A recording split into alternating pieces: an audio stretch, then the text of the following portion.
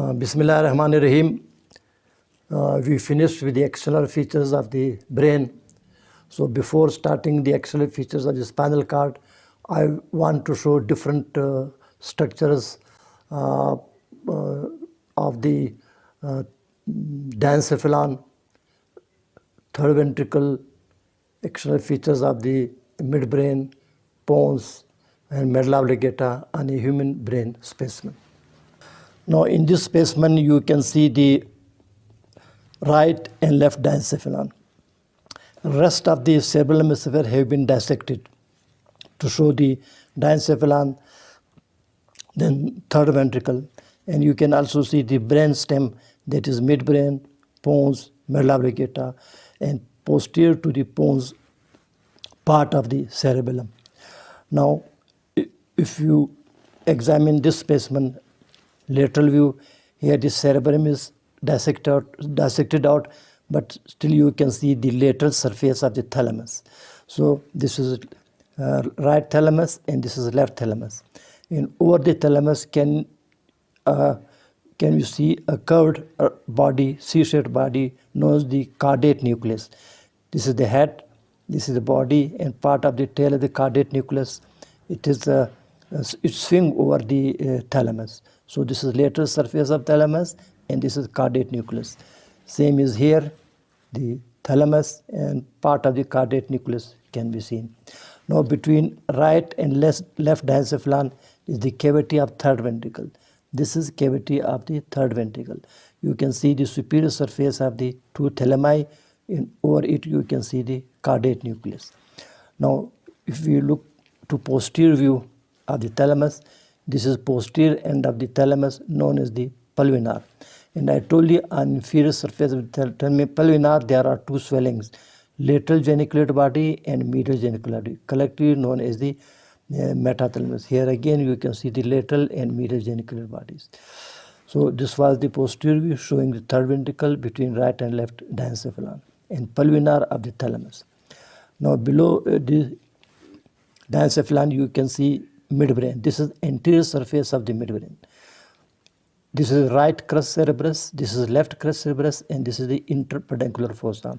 In the interpedunculaire fossa you can see the two mammillary bodies, and these are the remnant of the optic tracts on each side, which passes on each side of the midbrain. This is optic tract, and here another optic tract can be seen. So this was anterior surface of the midbrain. Now posterior surface of the midbrain, you can see it is characterized by four swellings, two superior caliculi and two inferior caliculi.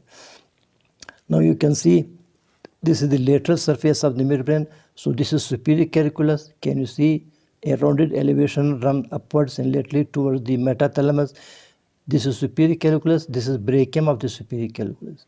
This elevation is inferior caliculus and this is brachium of the inferior caliculus. And here is the lateral lemniscus. These are the external features of the lateral surface of the midbrain. External features of the posterior surface of the midbrain showing four caliculi. Then here anterior surface of the midbrain, right and left crus cerebri with interpedunculaire fossa. Below it is the pons. This is anterior surface of the pons. You can see its superior border and this is inferior border, which is at junction with the medulla oblongata. This is pontomedullary junction. The surfaces of the pons are rough, and you can see middle cerebral peduncle arises from the pons and enter the cerebral hemisphere on this side, and here again the middle cerebral peduncle enter into the cerebellum on this side. Now here there is sulcus basilaris. This is occupied by the basal artery. Now here I will show you the basal artery and the vertebral arteries.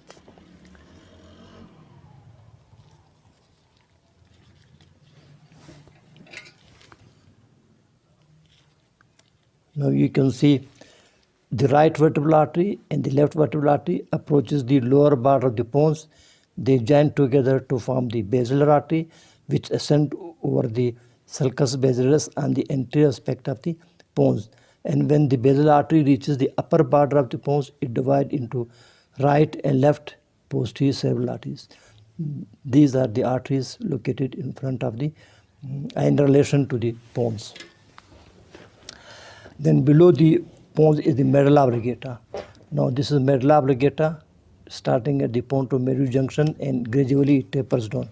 Now this is anterior median fissure of the medulla oblongata. This is anterolateral sulcus of one side and this is anterolateral sulcus of the other side. Now, and here is posterolateral sulcus. Anterior median fissure, anterolateral sulcus, posterolateral sulcus. Now this part of the anterior part of the medulla oblongata between anterior median fissure and anterolateral sulcus. This is pyramid. This is suppose left pyramid and this is right pyramid. Now here between anterolateral sulcus and posterolateral sulcus, in the upper part there is a elevation known as the olive. So you can easily see the olive on both sides. So pyramid, right and left side, then olive. And posteriorly you can see inferior cerebral peduncle. From medulla oblongata it is entering the cerebellum. Middle cerebral peduncle. This is middle cerebral peduncle. This is inferior cerebral peduncle, which is also known as the rustiform body. And this is posterior surface of the medulla oblongata. You can see posterior median sulcus and the closed part of the medulla oblongata. Can you see above open part? Here, this is open part of the medulla oblongata. Upper half open part, lower half closed part. It is traversed by central canal, and here it opens to form the floor of the fourth ventricle. This is the fourth ventricle cavity. Behind you can see cerebellum, in front medulla oblongata below, and pons is above. So the open part of the medulla oblongata, which is the upper half on the posterior surface, it is forming the medullary part of the floor of the fourth ventricle. Now here you can see the vermis and part of the right left cerebellum hemisphere. Rest are damaged. So these were external features of the medulla oblongata. Now here you can see only we have brain stem, that is midbrain, pons, medulla oblongata. The cerebellum is removed and the cerebrum is also removed. Now you can see the midbrain, right crus cerebri, left crus cerebri, and this is the interpeduncular fossa. And posteriorly midbrain you can see the superior caliculi are cut. You can see the inferior caliculi on the posterior surface of the midbrain, and you can see the cerebral aqueduct which is traversing through the midbrain. This is the cut surface of the right crus, left crus, and this black line indicate the substantia nigra. Substantia nigra. Rest of the internal feature we will discuss later on. So interior surface of the midbrain, right crus cerebrus, left subcerebrus with interpeduncular fossa.